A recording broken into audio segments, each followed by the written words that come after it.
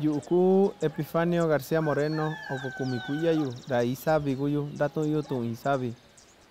Yo soy Epifanio García Moreno, tengo 24 años, soy originario de Guerrero, de allá de un pueblo que se llama Yubinani. Yo me defino como mixteco. El mixteco yo lo tengo como mi idioma, mi lengua materna, y el español lo he aprendido. Ser mixteco, ser indígena te diferencia de los demás. Muchas veces es para bien y hay ocasiones que en la mayoría pues es también para mal. Esta imagen es como si estuviera en el mismo lugar donde yo me paraba, porque al parecer es donde estuvo mi casa, y siempre me pongo a pensar por qué nos tuvimos que ir tan lejos, por qué es que estamos tan lejos del pueblo. Si viajamos de tan lejos, venimos aquí solamente a aprovechar algo, no para quedarnos, entonces tenemos que regresar a nuestro pueblo. Porque nací allá, decía yo, es que nosotros no somos de acá. Mi soco, mi placenta no está aquí, yo estoy allá. Entonces, esté donde esté, voy a regresar allá. Yo veía Huacalco bonito, como que era mi lugar, porque ella ya tenía mis amigos y el trabajo de mis papás, ¿no?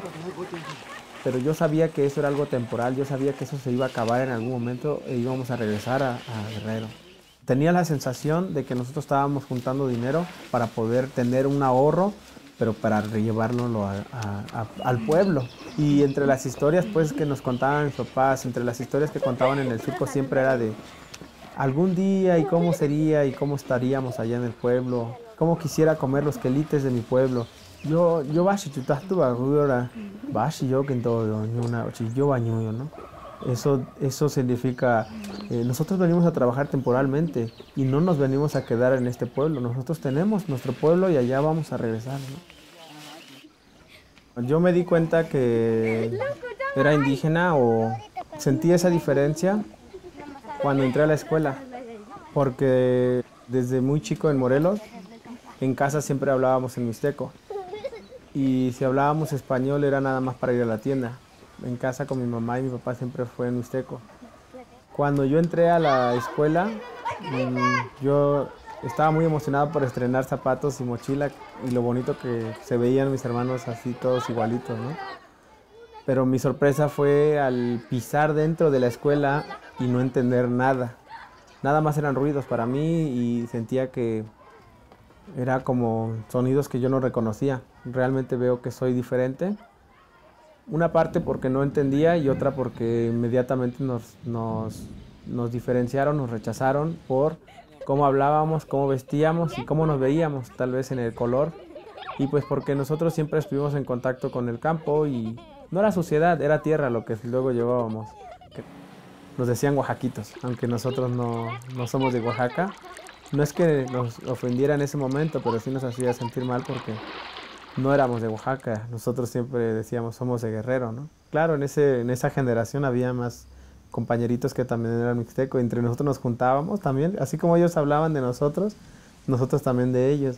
Y yo recuerdo, tenía un amigo que decía, no, pues es que ellos si nos sueltan a nosotros en un monte y ellos se van a morir porque no saben ni siquiera cómo sobrevivir y yo creo que a nosotros no nos va a pasar nada porque nosotros andamos en el monte todos los días. Lo que yo aprendí de Guerrero sin haberlo vivido, siendo niño, fue por las historias que mi mamá nos contó. Sobre todo mi mamá, porque siempre, como dormíamos con mi mamá, siempre era como que no dormíamos separados en la casa.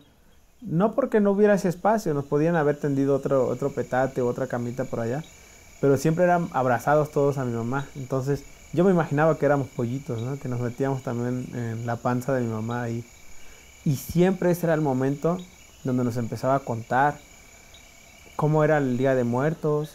Para mi mamá era muy importante que nosotros habláramos mixteco para poder hablar con mis abuelitos, porque ellos no hablaban español.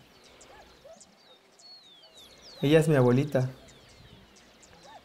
Siempre que yo llegaba a Guerrero, a Yubinani, y me encontraba a mi abuela, me encantaba irme a estar con ella porque era como estar con mi mamá. Me trae muchos sentimientos poder ver como las manos que a mí me recibieron alguna vez, las manos que me dieron la primera bendición en mi vida.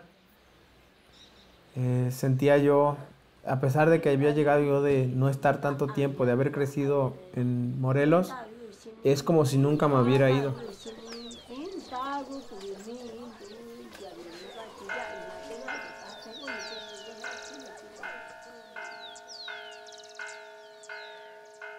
Siento yo que la preparación de mi mamá fue buena porque me pudo enseñar el mixteco para poder comunicarme con mis abuelos, con mi bisabuela. Agradezco mucho eso porque sí pude hablar con ella y ella estaba tan feliz de que yo podía hablar con ella y me entendía y yo a ella. En esta imagen veo, yo tal vez estaba impresionado por unas cosas que para ellos eran muy normales. Veo a mi primo Efraín y cómo lo admiraba, cómo lo admiro y cómo lo admiraba yo en ese momento. Por ejemplo, ahí lo que tiene él en su mano no es cualquier hierbita. Esa hierbita seguro lo ha de haber cortado porque mi abuelo se lo pidió para darnos una limpia. En esa imagen puedo recordar lo que yo pensaba cuando era niño, que éramos bien privilegiados por tener esa vista, por estar en lo más alto y sentía que era como estar en un nido ahí en la casa de mis abuelos. Acostarte en la cama y poder acobijarte del frío, cubrirte del frío, mientras mi abuela siempre estaba haciendo tortillas, era como ser un pajarito, decía yo. Cada vez que llego a Yubinani es como, sé que ahí hay familia, sé que ahí está mi lugar de origen. Para mí el ser mixteco es algo, no es una decisión que uno toma, pues ahí nace uno, pero yo ahora lo veo como un regalo. Ser indígena no solamente nacer hablando un idioma diferente y nacer en una comunidad, ahora sí que alejada de la ciudad, ¿no? No es tanto el idioma, es cómo ve uno la vida. Yo lo cuento desde mi experiencia, ser indígena es algo muy difícil también porque no es el mismo trato que con los demás. Yo lo veo como un regalo, un don cargado de experiencias y de aprendizajes, porque involuntariamente agarras un carácter y una forma de ver la vida muy diferente y que es una forma de verla madura, con más responsabilidad y también con más respeto. Ser indígena siento yo que es tener esa fuerza de salir, pero que siempre hay una cola muy larga o un hilo muy largo que te tiene atado a tu lugar de origen. Andes donde andes, siempre vas a regresar ahí. Siempre va a estar en tu pensamiento, a pesar de que hayas sufrido allá. Tienes ese deseo de regresar, estar en el pueblo y estar en el bosque, ser libre. A donde sea que uno anda, siempre extrañamos la libertad.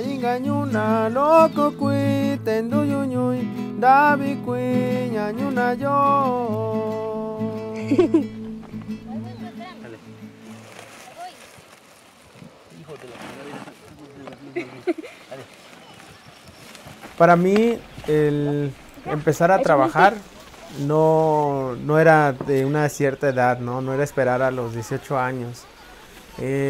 Empezar a trabajar era desde que teníamos la capacidad de hacer algo. En la casa todos aportábamos, mis hermanas se dedicaban a la labor de casa, ese fue su primer trabajo, ¿no? Nosotros a juntar ramitas, a juntar hierbitas que se comían, las quelites, a cuidar los chivos y a traer agua. El campo yo lo conocí cuando mi papá nos empezaba a llevar a mis hermanos a la fresa, a juntar las hojas que ellos iban quitándole a la fresa y meterla en costales y sacarlas a la orilla del surco. Eso era ya una ayuda muy grande. Cuando por fin me llevan a mí a la fresa, es como, no nada más es de ir y ya estar ahí, sino que te lo ganas. Mi papá ya sabía y veía que ya podía, yo tenía más fuerza. Y no era como para explotarnos, más bien era para enseñarnos.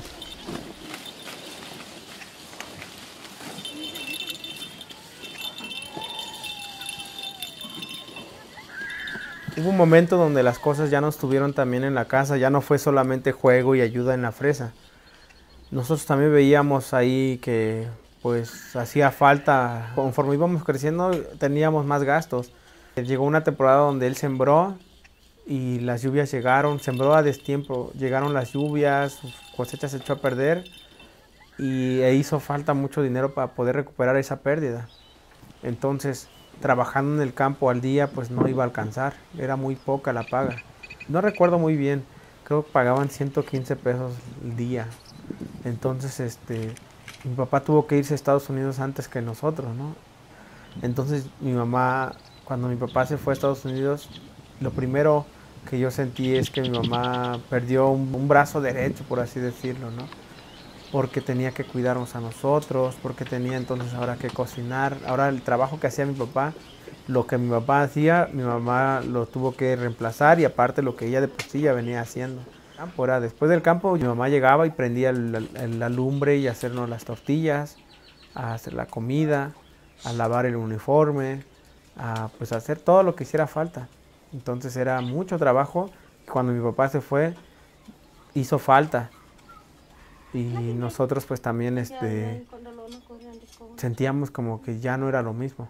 Sentimos mucha tristeza cuando veíamos que mi mamá lloraba por no poder ya en la casa. Sentíamos como que él nos había olvidado, porque mi mamá siempre decía, no nos alcanza con 1,000 pesos. Siempre eran 1,000 pesos lo que nos mandaba. Y mi papá seguía pagando una deuda que tenía de la fresa. Cuando el que él se haya ido a Estados Unidos, no siento que haya sido el sueño americano que ellos veían. Más bien fue lo peor que pudo haber pasado.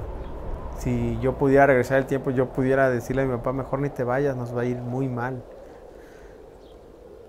Todas estas cosas de la distancia que creó la desconfianza entre mi papá y mi mamá, que aparte que mi mamá ya no aguantara estar aquí porque pues se la estaba muy mal pasando mucho, pues mi papá le dijo pues también a mi mamá, tienes que venirte para acá conmigo y si no te quieres venir, pues yo entiendo que tú entonces ya no me quieres seguir. Entre la falta de dinero, entre la desconfianza entre mis papás, entre los problemas que ya tenían, pues mi mamá le obligó a tener esa decisión de que pues me voy mejor para que, no dejo a mis hijos sin papá, también que él se haga cargo conmigo en cuidarlos y pues que yo pueda trabajar para yo también poder pagar, aunque sea lo que él debe y ya empezar a trabajar para nuestros hijos, porque mi mamá siempre, su visión fue asegurarnos un futuro. Entonces ya estando mi papá en Estados Unidos, él vio como que era mejor que nosotros lo alcanzáramos.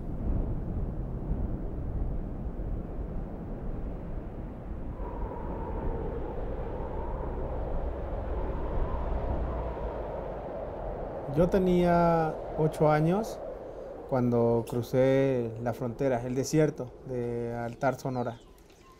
Me acuerdo que cuando yo escuché que mi mamá nos dijo, nos vamos a ir a Estados Unidos, nos vamos a ir a donde está tu papá. En primer lugar, sentí mucha emoción cuando sentí que iba a ir con mi papá, pero también cuando ya se llegó el día para irnos, sentí mucha tristeza, porque iba a dejar todo. Iba a dejar mi casa, iba a dejar a mis amigos, iba a dejar a mis animales, porque cada uno de nosotros nos daban un pollito o un guajolotito que cuidáramos, nos nombrábamos, lo cuidábamos, iba a dejar todo eso. Teníamos unos chivitos que cuidaba yo en el campo, lo íbamos a dejar. Ya cuando se llegó, me acuerdo que mi mamá andaba haciendo los preparativos de todo, andaba metiendo todo en la casita que teníamos para que se quedara seguro. Yo empecé a guardar mis cosas, yo empecé a juntar lo que para mí significaba bien importante, los tesoros de un niño, que eran mis juguetes, unos cuantos muñequitos, y no sé por qué se me ocurrió a mí, o dónde haya yo escuchado de una caja del tiempo, porque ahora si lo comparo sería una caja del tiempo, ¿no? Donde yo guardara las cosas porque yo sabía que iba a regresar ahí para volver a ser niño tal vez, o volver a jugar. Y me acuerdo que guardé mis cosas, hice un hoyo y lo enterré. Me despedí de mi chiva.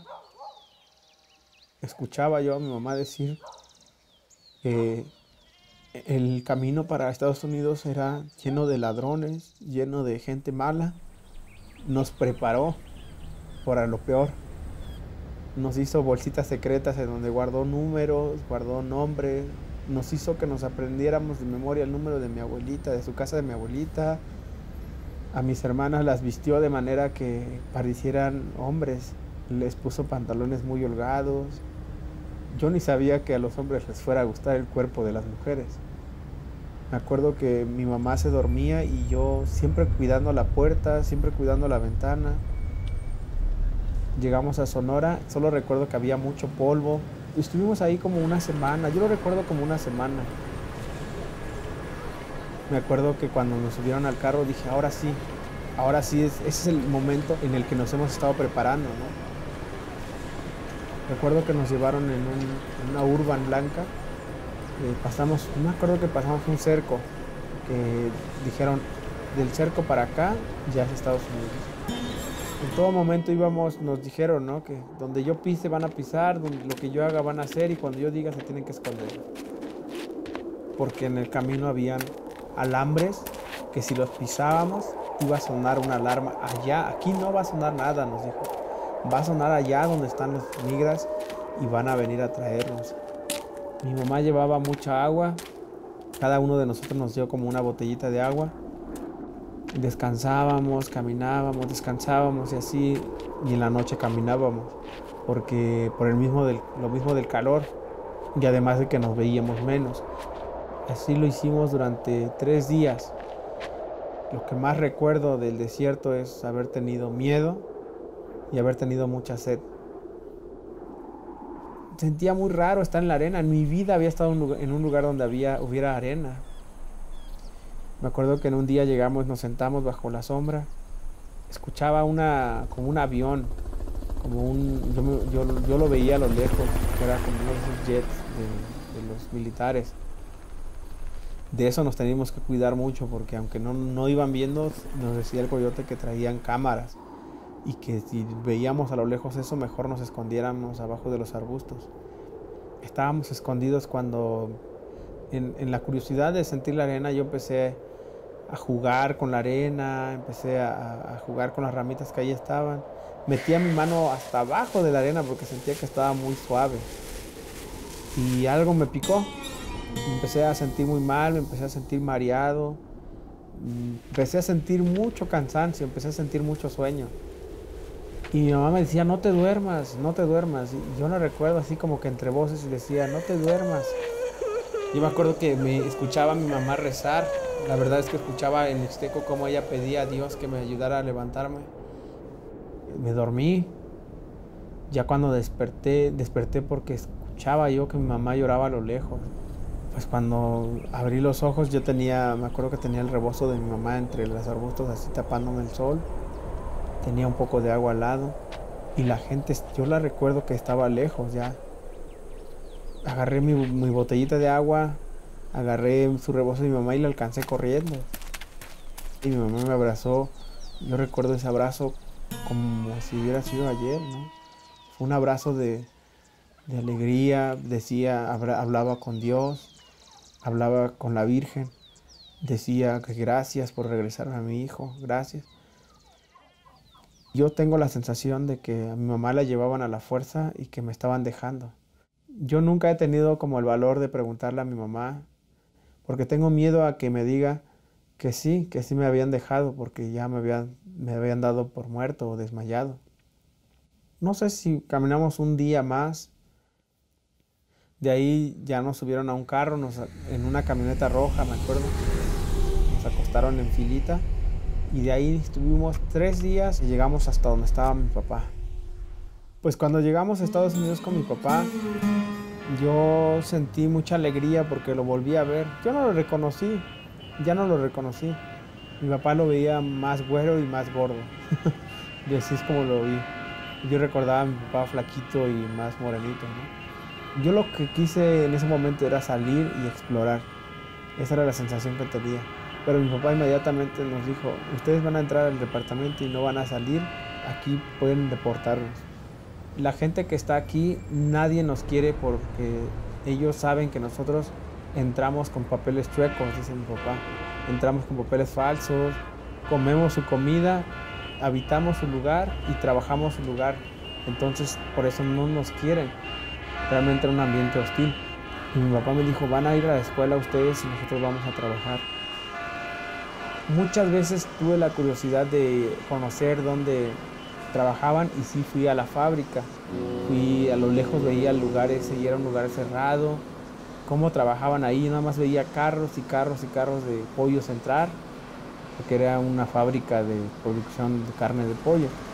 Yo sentía que mis papás estaban mejor ahí, pero con el pasar del tiempo, de los años, ya supe que estaban peor, supe que era un encierro, supe que era un castigo estar ahí. Sentí que ellos eran máquinas, fuerza de trabajo nada más, que ellos nada más iban a sustituir el trabajo sucio que los americanos no querían hacer, porque siempre mi papá decía eso.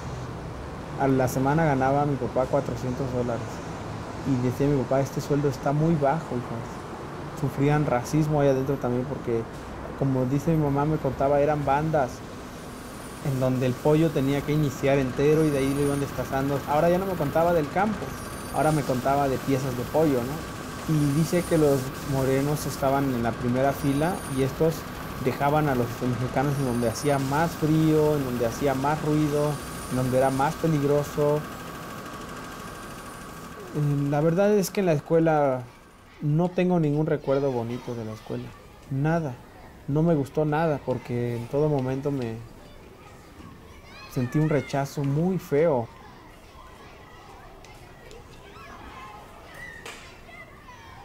Dice mi papá, nos decía, si ustedes un niño les molesta, ni siquiera vayan a hacerle nada porque su papá pueden venir y denunciarnos y nos van a llevar a la cárcel. Entonces yo entendí que si ellos nos molestaban teníamos que permitirlo. Todo el momento tuve miedo de que nos deportaran. Todo el momento tuve miedo de que fuéramos molestos para la gente que estaba ahí. Odié estar en Estados Unidos, es el recuerdo que tengo. Yo dije, ¿sabes qué, papá? Yo no quiero estar aquí. Tomé la decisión yo. Entonces tuve una esperanza, ¿no? De si yo regreso a México voy a estudiar, si me quedo acá voy a trabajar. Y yo no quiero trabajar aquí y sentir todavía este rechazo, sufrir de racismo. No quiero seguir sintiendo eso. Yo quiero estar en México, superarme y ser más que estar aquí nada más esperando a crecer. Coincidió con un amigo de mi papá que iba a regresar a Huacalco precisamente. Me acuerdo que me llevaron a Montgomery, me subieron al autobús y ya. Llegué, abrí la puerta de mi casa, que fue lo primero que hice. Y no me sentí contento, me sentí muy triste porque no había nadie, sentí una ausencia. La cocina que mi mamá dejó de lámina ya se había echado a perder. Entré a la casa, todo estaba amontonado y empolvado porque habíamos guardado las cosas ahí. Busqué mi cajita, ya no la encontré.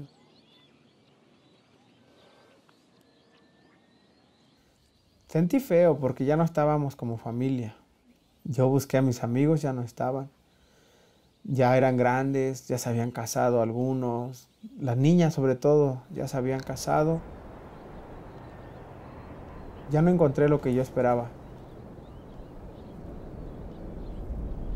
Abrí los ojos y vi el mundo realmente, pero ahora ya no como un niño.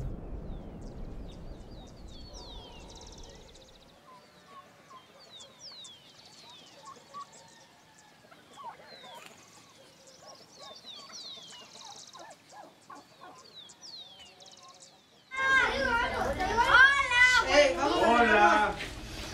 Hola a todos. ¿Listos? ¿Están todos en su lugar? Sí. Hola, mucho gusto otra vez estar con ustedes. Para mí trabajar en Hermosillo fue algo que me llenó de mucha emoción, no por el lugar en donde estaba trabajando, sino por la idea de pensar que estaría trabajando con niños. Es irnos a sembrar rápidamente lo que nos hizo falta. La idea de trabajar con ellos era transmitirles los conocimientos que yo había adquirido en el transcurso de los años, con mi crecimiento también, que fui adquiriendo de mi papá, de mis tíos, de mis abuelos, de cómo se trabaja el campo.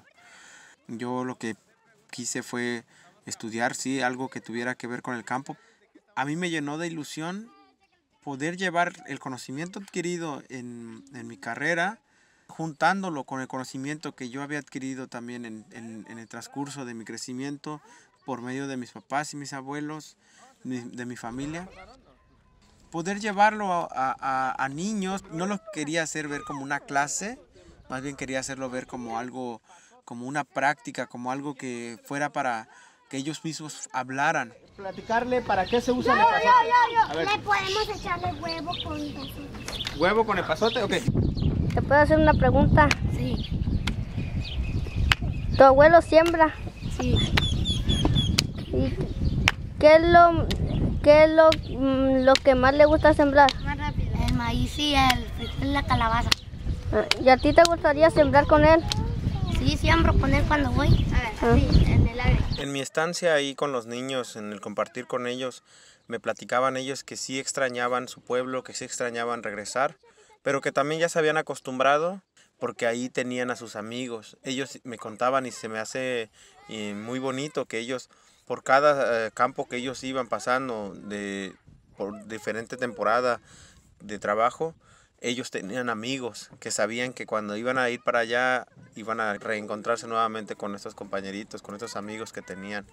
Ellos en su andar también van construyendo amistades, también van haciendo su intercambio de saberes, también van platicando de cómo es el mundo de cada uno. Entonces, pues eso se me hace muy bonito. Quiero hacer una pregunta. A ver, me dio mucho gusto encontrar en estas escuelitas niños mixtecos, tarahumaras, de diferentes lugares. Ellos estaban ahí porque sus papás estaban trabajando, pues ahora sí que de jornaleros. Yo le pregunté, mamá le dijo. Yo creo que más que ellos, yo me sentí como en casa, como con alguien que ya conocía por el simple hecho de hablar el idioma. Ahora, lo que a mí me hizo pensar eso fue que si así me siento yo por compartir el idioma, ¿por qué no lograr el mismo sentimiento con la agricultura? Para mí el ser campesino, el ser agricultor, el ser jornalero, es algo que a mí me hace sentir muy orgulloso. Yo como quisiera ser la vía en donde el conocimiento de mis padres, de mis abuelos, de mi familia, pueda llegar a muchas más personas, que no solamente se quede allá en Yubinani. Yo puedo transmitir eso, enseñar y compartir cosas que yo he aprendido.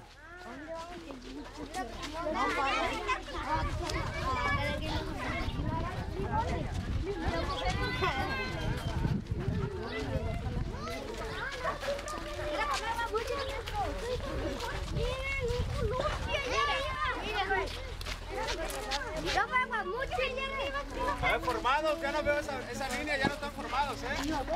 Vamos.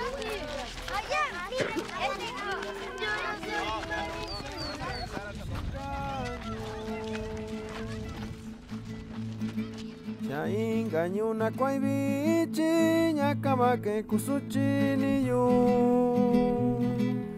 Chinda bininda kainiyu Chainganyuni shikayu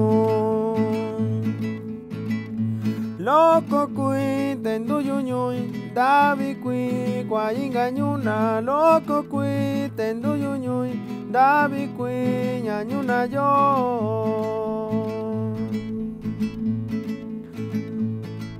Chainganyuna kwaibichi nyakamake kusuchiniyu Chinda bininda kainiyu Chainganuni shikayu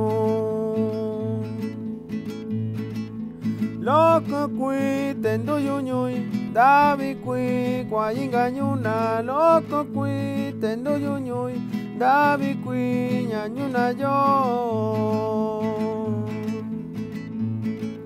Chainganyuna kwaibichi nyakamake kusuchiniyu Chinda bininda kuniyu Chainganuni shikayu